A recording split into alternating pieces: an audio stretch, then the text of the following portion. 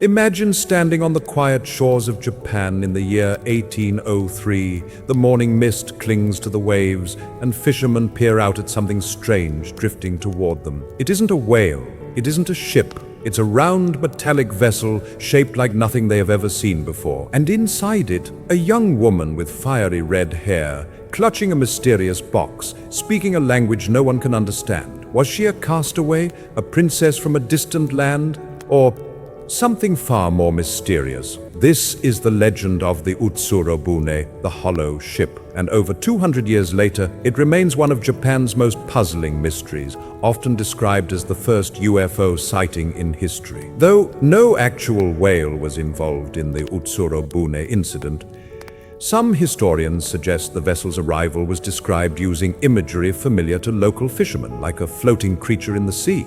In Edo, Japan, the sea was both a source of life and danger.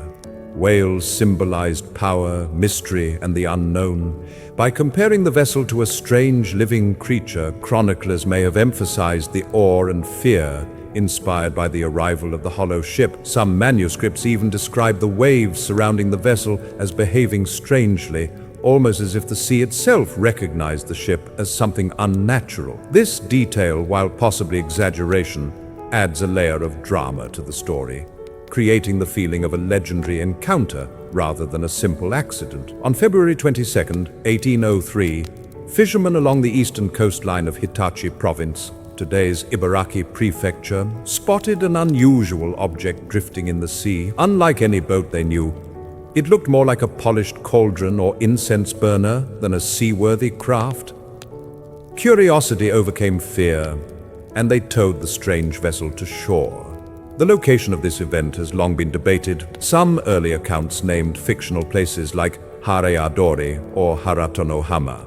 But modern research, including studies by Dr. Kazuo Tanaka of Gifu University, suggests the true site may have been Sharihama Coast in today's Kamisu. This is significant because it appears on maps from the early 1800s, giving the story more historical credibility. The vessel itself was extraordinary. Edo period manuscripts describe it as circular, about 3.3 meters tall and 5.5 meters wide, roughly the size of a small hut. Its lower half was metal, reinforced with iron plates of remarkable craftsmanship. The upper portion was made of lacquered wood, shining in red tones. Around the upper section were windows, transparent panes of glass or crystal, sealed with resin and protected by wooden bars. The villagers faced a moral and political dilemma. They were under the strict Sakoku laws, which punished contact with foreigners severely. Keeping the woman could have brought the wrath of the shogunate, yet abandoning her to the sea felt cruel. This internal conflict is central to the story, showing the tension between human empathy and societal rules. By returning her to the vessel and letting the currents carry her away, the villagers acted with a mixture of fear, mercy, and practicality. Some interpretations frame this as an act of repentance, not for wrongdoing, but for failing to intervene fully, caught between law and conscience. This theme resonates with Japanese cultural values of duty, honor, and social responsibility. Even in a story about a mysterious visitor, moral choices are foregrounded, reminding the audience that human ethics can be as compelling as supernatural mysteries. Inside, the villagers discovered items that made the vessel feel lived in. There were soft sheets, carpets, food like cakes and kneaded meat, and a bottle of fresh water. But strangest of all were the markings etched onto the interior walls, symbols made of circles and triangles, forming a script that resembled no known language. Some even noted similarities to symbols seen in later centuries in supposed UFO encounters. And unlike any boat, this strange craft had no sails, no oars, and no rudder.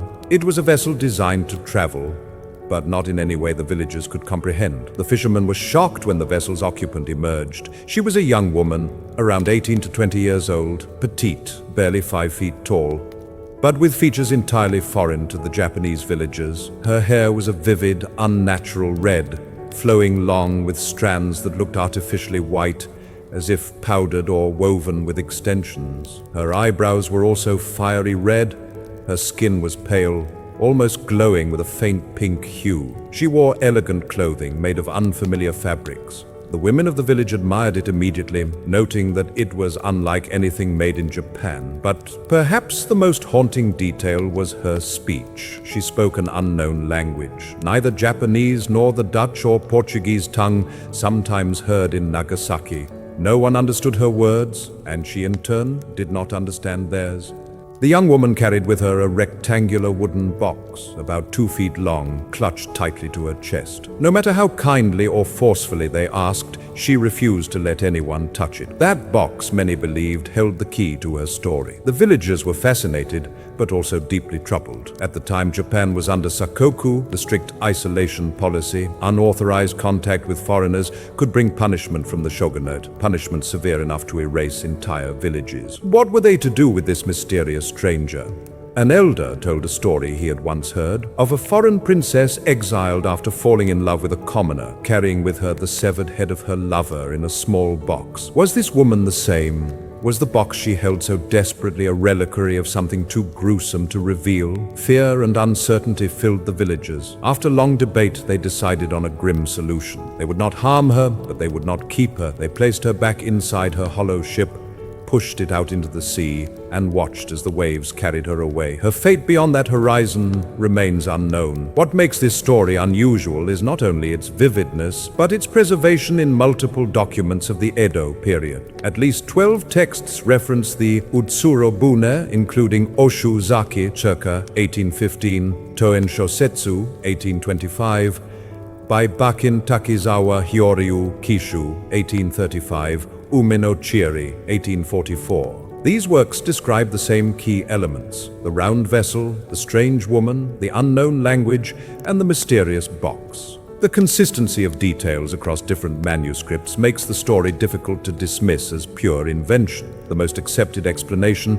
is that the woman was a foreign castaway, possibly Russian. Her pale skin and red hair fit this theory. Some Russian women powdered their hair white, which could explain the description of white streaks. In fact, Japanese sailor Daikokuya Kodayu, who lived in Russia for years, testified that Russian women sometimes wore such styles. This would make the Utsuro Bune story less a UFO tale and more a reflection of Japan's fears during isolation, transforming a real event into legend. Others see it as an extension of Japanese Utsuro Bune myths. Tales of hollow ships bringing strange visitors were common in earlier centuries, often tied to noble origins or foreign princesses. The Golden Princess legend from India, or other stories of women arriving from distant lands, share striking similarities. Perhaps the 1803 event was a folkloric motif retold in a new setting, but in the 20th century, with UFO sightings on the rise, the Utsuro Bune found a new audience. The craft's saucer-like shape, metallic bottom, crystal windows, and mysterious symbols